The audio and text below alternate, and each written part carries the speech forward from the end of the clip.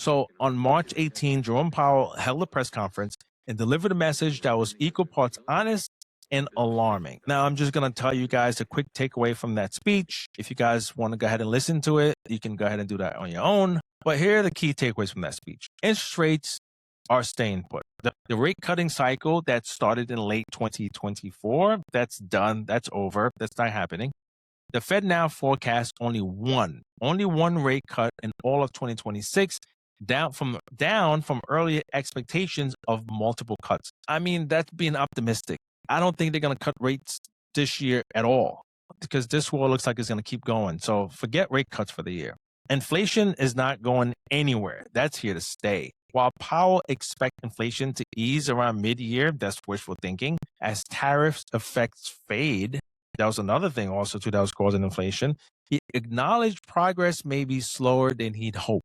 The war-driven oil spike could reserve any progress entirely.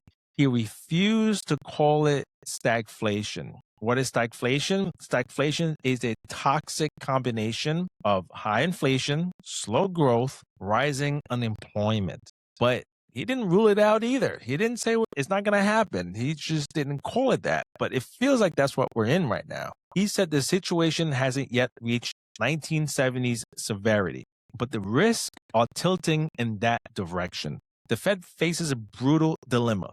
Powell put it plainly. So labor market is weak.